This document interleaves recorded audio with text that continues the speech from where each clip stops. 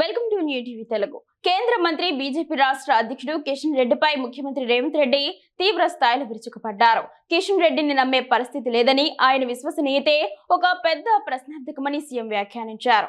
అఖిలపక్ష సమావేశానికి హాజరు కాకుండా ఢిల్లీలో పని ఉందని చెప్పి కిషన్ రెడ్డి కేంద్ర జలశక్తి శాఖ మంత్రి సిఆర్ పాటిల్ ను రహస్యంగా కలిశారని విమర్శించారు. సిఆర్ పాటిల్ ను రహస్యంగా కలవాల్సిన అవసరం ఏమొచ్చిందని ఆయన ప్రశ్నించారు. మాజీ మంత్రి హరీష్ రావు అక్కసుకు అసూయకు మందు లేదని రేవంత్ రెడ్డి ఎద్దేవా చేశారు. హరీష్ రావు గారి యొక్క అక్కసుకు మందు లేదు, దానికి ఏం మందు లేదు. అసూయకు మందు ఉండదు, తెలుసు కదా నీకు. కడుపు మంటకు కూడా మందు ఉంటుంది, కానీ అసూయకు మందు ఉండదు. అది అసూయ. అరే ఇది కూడా మేమే ఉంటే మేమే టెండర్లు పిలిస్తే ఆ కమిషన్లు మాకు వచ్చేటివి, ఇప్పుడు అవతలోళ్ళు పిలుచుకుంటారు, అదెక్కడ బాయను ఇదెక్కడ బాయను అనే అసూయ. 5 నెలల నుంచి కంటిన్యూస్గా మేము రిప్రజెంట్ చేయబట్టే ఈరోజు కేంద్ర ప్రభుత్వం వెనక ముందు ఆలోచన చేస్తుంది. ఈరోజు మా ప్రయత్నాల వల్లనే ఇది ఒక కనీసం పులి స్టాప్ కామా పడ్డది. ఈరోజు మిగతా సమస్యలకు పరిష్కారం వస్తుంది. 10 ఏళ్ళు మీరేం చేసిండ్రని నేను అడుగుతున్నా. 10 ఏళ్ళు నీ ప్రాజెక్టుల అనుమతులు ఎందుకు తెచ్చుకోలేదు? వాళ్ళు కట్టేది ఆపే సంగతి తీసిపెట్టు. 10 సంవత్సరాలల్లో నువ్వు కట్టడానికి టెండర్లు పిలిచిన 1,50,000 కోట్ల కాళేశ్వరానికి అనుమతులు ఎన్ని తెచ్చినావు? 60,000 కోట్లతో పిలిచిన పాలమూరు రంగారెడ్డి ఎత్తిపోతలకి ఎన్ని అనుమతులు తెచ్చినావు? 5 ఏళ్ళు హరీష్ రావు గారు సాగునీటి పారుదల మంత్రిగా ఉన్నారు, 5 ఏళ్ళు చంద్రశేఖరరావు గారు ఉన్నారు. వాళ్ళిద్దరు కట్టింది కూలింది గదొక్కటే, అంతకుమించి ఇంకేందని ఉందా నువ్వు చూపి.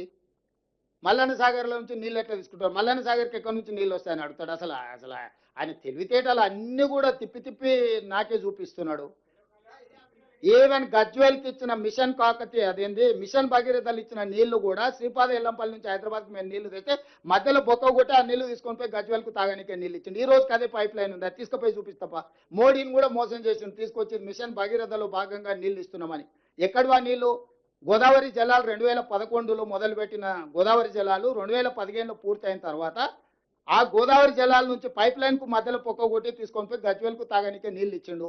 ఇది నిజమా అబద్ధమా నిజ నిర్ధారణ కమిటీ చేద్దాం. హరీష్ రావు గారిని కూడా రమ్మనుండ్రి, అధికారులను తీసుకొని పోదాం, మొత్తం చూపిస్తాను నేను. ఇప్పుడు నేను ఏమంటున్నా అంటే, భరోసా ఇచ్చిండని కిషన్ రెడ్డి గారు చెప్తే సరిపోదు. కిషన్ రెడ్డి గారిని నమ్మే పరిస్థితి లేదు. కిషన్ రెడ్డి గారి ఇంటిగ్రిటీనే బిగ్ క్వశ్చన్. ఇంత కీలకమైన సమావేశాన్ని ఇక్కడ మేము పెట్టి అఖిలపక్షాన్ని పిలిచి మీరు రాండి, మీరు సహకరించండి అంటే, వీటికి రాకుండా నాకు పని ఉంది ఢిల్లీలో అని పోయిండు. మంచిది, వేరే మీటింగ్లో ఉన్నాయన్నాడు. వేరే మీటింగ్లో ఉన్నాయన రేపు పొద్దుగాల మేము జలశక్తి మినిస్టర్ని కలిసి ఉంది, మాతో కలిసి అంటే ముందుగాలనే పోయి ఆయనకు వాళ్ళు ఏమొచ్చినా వాళ్ళకి ఏం మాట ఇయ్యకు, ఇది కట్టుకొని చంద్రబాబు నాయుడు కట్టం పోతే నా మంత్రి పదవి అవుతాయి. ఎందుకంటే ఇప్పుడు మోడీ గారు చంద్రబాబు నాయుడు మద్దతు ఉపసంహరించుకుంటే మోడీ ఉండడు, మోడీ దిగిపోతే కిషన్ రెడ్డికి ఉద్యోగం ఉండదు. Simple formula. కేటీఆర్ గారు చెప్పుంటారు, అరే నువ్వు పోయి చెప్పిరాపో లేకపోతే లేదో పరిష్కరించేటట్టు ఉన్నారని. ఎందుకు మాకంటే ఒక రోజు ముందు పోయి సీక్రెట్గా జలశక్తి మంత్రిని కిషన్ రెడ్డి గారు కలిసిండ్రు? దీని రహస్యం ఏంది? దీన్ని బట్టి ఇప్పుడు హరీష్ ఏమో అబద్ధాలు చెప్తాడు, కిషన్ రెడ్డి ఏమో పరోక్షంగా సహకరిస్తాడు. పార్లమెంట్ ఎన్నికలల్లో వీళ్ళు అవయదానం చేసి వాళ్ళకి 8 సీట్లు ఇచ్చారు. ఇప్పుడు వాళ్ళ సావు బతుకుల మధ్యలో ఉన్నారు. వాళ్ళని బతికించడానికి తెలంగాణ సెంటిమెంట్, నీళ్ళ సెంటిమెంట్ వాళ్ళ చేతి కాగితం ఇవ్వాలని కిషన్ రెడ్డి అన్ని రకాలుగా తెలంగాణకు ద్రోహం చేస్తున్నాడు.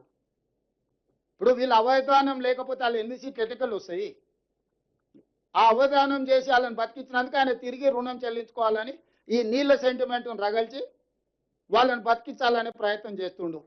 కానీ నిజాలు అనేటివి ఉన్నాయి కదా, నిజాలు నిప్పులు లాంటివి. అందుకే ఇప్పుడు అన్ని తీసుకొచ్చి మీకు చూపించినాయి. Meeting minutes కాదంటాడా? కాదనమను.